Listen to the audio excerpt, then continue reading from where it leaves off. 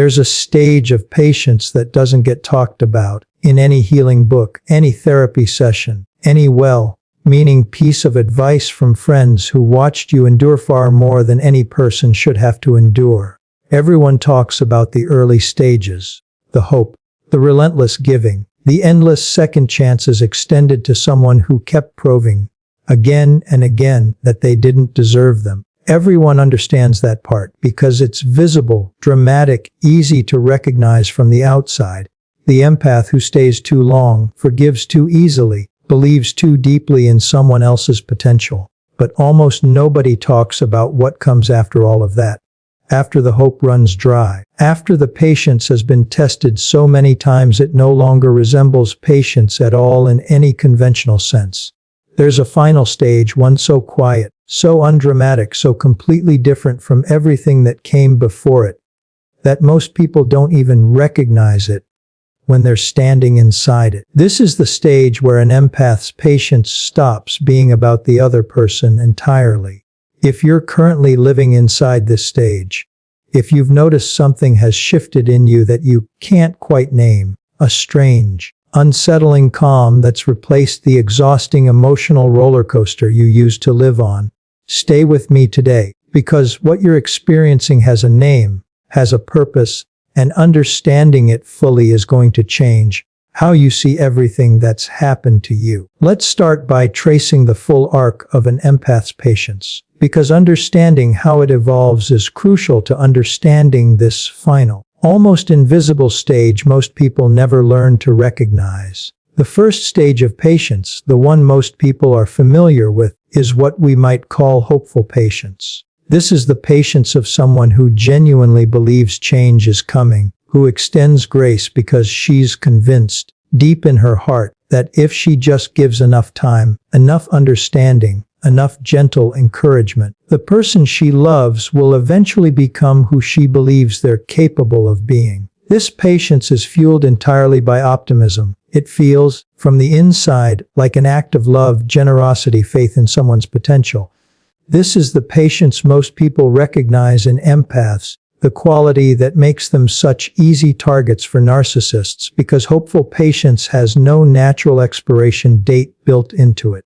It can theoretically extend indefinitely as long as some sliver of belief remains that change is still possible, still coming, still worth waiting for. But hopeful patience, no matter how deep, eventually gets tested past its breaking point. And when it does, it transforms into something different, what we might call exhausted patience. This is the second stage, and it's considerably darker than the first, because the optimism that fueled hopeful patience has largely burned away, replaced by a grinding, weary continuation that persists not because she still believes change is coming, but because she doesn't yet know how to stop. Exhausted patience feels nothing like an act of love from the inside. It feels like obligation, like inertia, like a habit too deeply grooved to break even after the belief that justified it has already quietly died. This is often the most painful stage to live inside, because there's a growing awareness, impossible to fully suppress,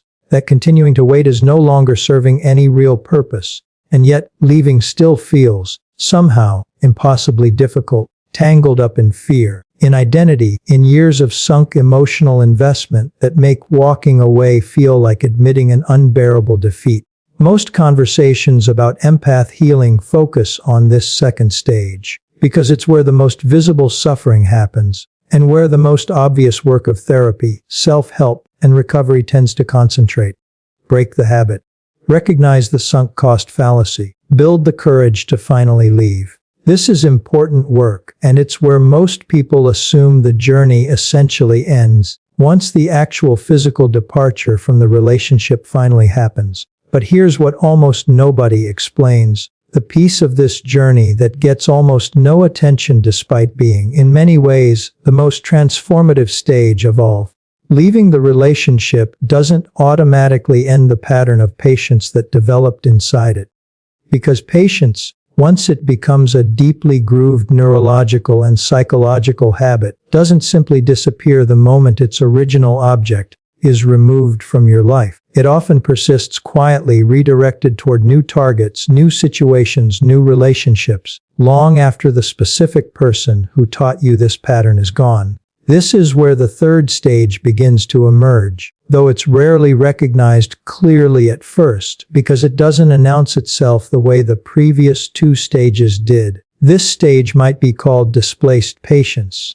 Patience that continues operating according to old rules, extended now not toward the narcissist who originally shaped it, but toward new people, new circumstances, sometimes even toward the empath's own healing process itself, in ways that quietly sabotage the very recovery she's trying to achieve. Displaced patience looks like continuing to extend excessive grace to a new friend who shows early warning signs of the same patterns that hurt her before, because some part of her nervous system still operates according to the old rule that patience, extended long enough, eventually produces change. It looks like being endlessly patient with her own healing timeline in ways that actually prevent real progress, giving herself permission to avoid difficult but necessary emotional work because waiting indefinitely feels safer and more familiar than actually confronting what needs to be confronted. This stage is dangerous precisely because it's invisible, mistaken so often for genuine healing, for admirable patience with oneself, when it's actually the same exhausted pattern from the previous relationship, simply relocated to a new context where its familiar shape makes it harder to recognize as a problem at all.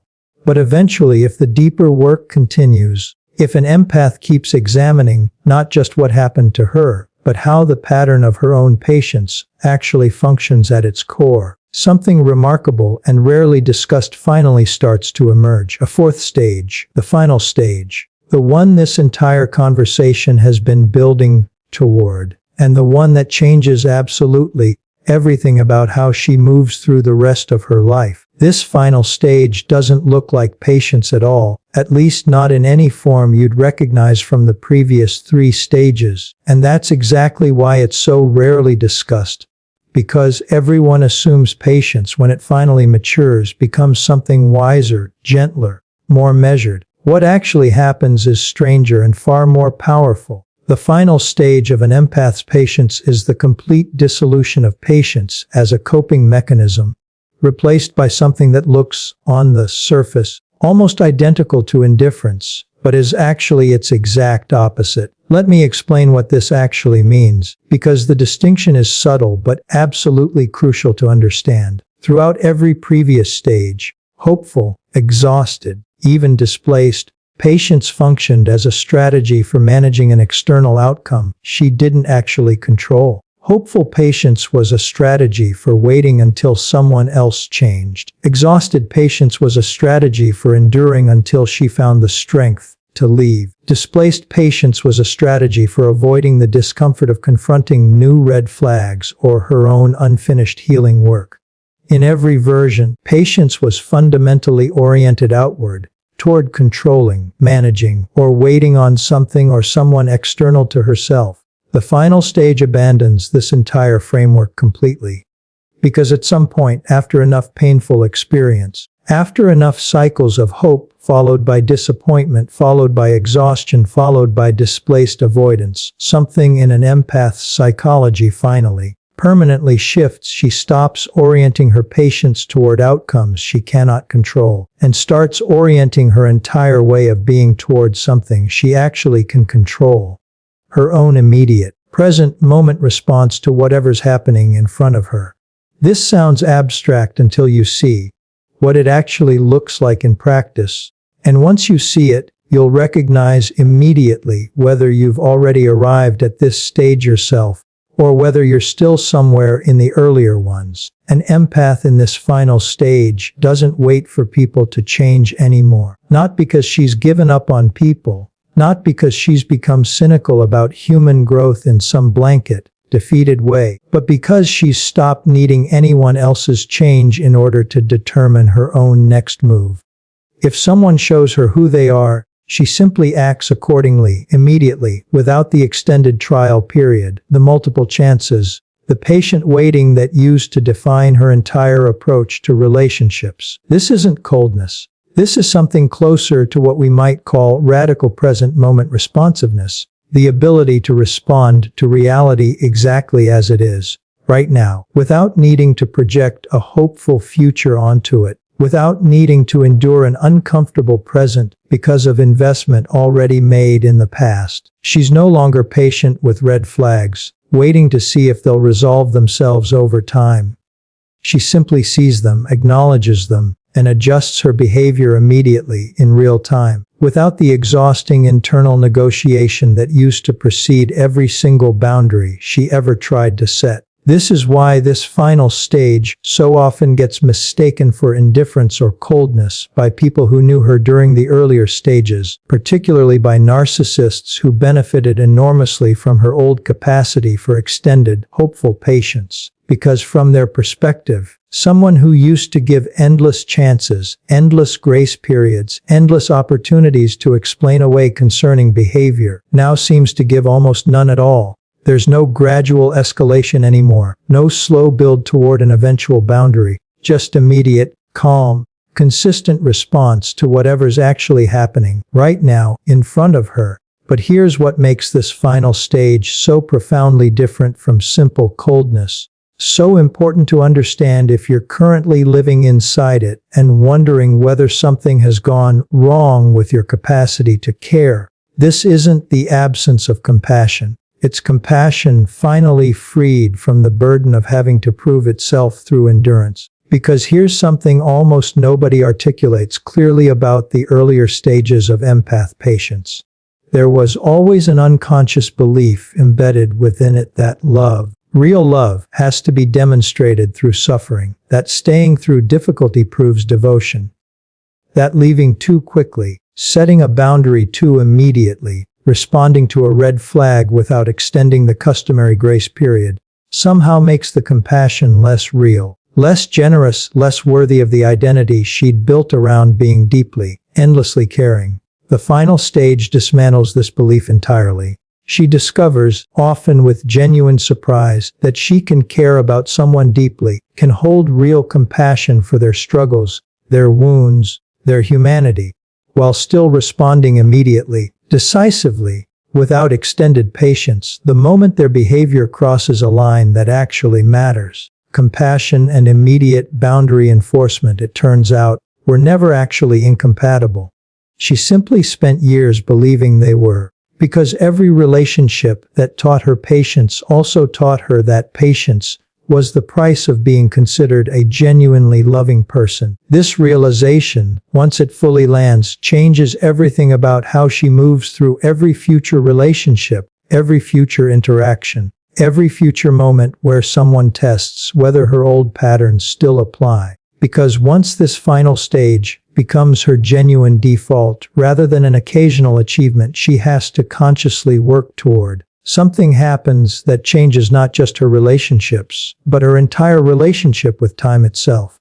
For years, an empath's patience was fundamentally about time, waiting for someone to change, enduring until enough time had passed to justify leaving, giving situations more time, before finally acknowledging what she'd already seen clearly months or years earlier. Time was the currency her old patience traded in, and it was almost always spent unconsciously, without any real accounting of how much of it she was actually giving away, or what she was getting in return for the investment. The final stage collapses this entire relationship with time. She stops needing extended periods to confirm what her immediate perception already tells her. This doesn't mean she becomes reckless or makes major decisions impulsively without any consideration at all. It means the gap between recognizing a problem and responding to it shrinks dramatically, because she's no longer requiring herself to prove her own perceptiveness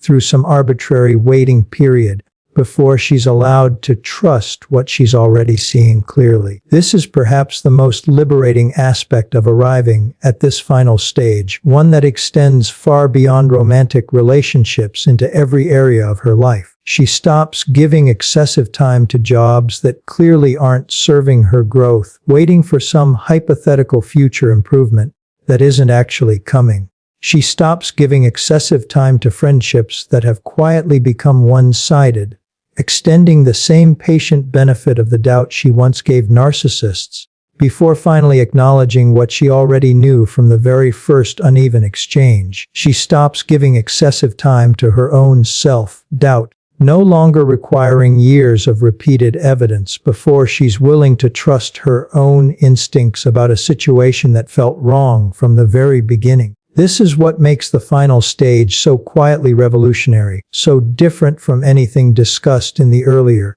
more visible stages of empath healing. It's not really about relationships at all, not fundamentally. It's about reclaiming an entirely different relationship with her own perception, her own instincts, her own right to respond to reality immediately rather than requiring extended patience as proof of her own legitimacy, her own goodness, her own right to eventually protect herself. And here's something remarkable that happens once an empath fully arrives at this final stage, something that changes not just how she experiences her own life, but how she's experienced by everyone around her, including the people who once benefited most from her old patterns. She becomes almost paradoxically far more peaceful than she's ever been, precisely because she's no longer carrying the enormous weight of extended waiting, extended hoping, extended enduring that used to define nearly every relationship she was part of. This peace isn't the absence of feeling. It's not detachment, not coldness, not some hardened version of herself that's given up on genuine connection. It's what becomes possible once someone stops requiring herself to earn the right to trust her own perception through years of patient suffering first. She still feels deeply. She still cares profoundly. She still holds genuine compassion for the struggles and wounds of the people who enter her life. But she no longer believes that compassion requires her to endure harm indefinitely in order to prove its authenticity. This is the final stage of an empath's patience that almost nobody talks about because it doesn't look like patience succeeding, and it doesn't look like patience failing either. It looks like patience finally becoming unnecessary altogether, replaced by something far more sustainable, far more immediate, far more aligned with genuine self-respect than any amount of endurance could ever produce. If you've noticed this shift beginning to happen in your own life, if you've caught yourself responding to situations more quickly than you used to, setting boundaries without the extended internal negotiation that once preceded every single one, trusting your own perception without requiring years of repeated evidence first, understand exactly what you're witnessing. You haven't lost your patience. You've finally outgrown the need for it. And what's left in its place isn't coldness, isn't hardness, isn't some diminished version of the deeply feeling person you've always been. It's simply, finally, a woman who no longer confuses endurance with love, who no longer requires suffering as proof of her own goodness, who has finally learned that the truest form of compassion was never about how much pain she was willing to survive. It was always about how quickly, how honestly, and how completely she was finally willing to choose herself.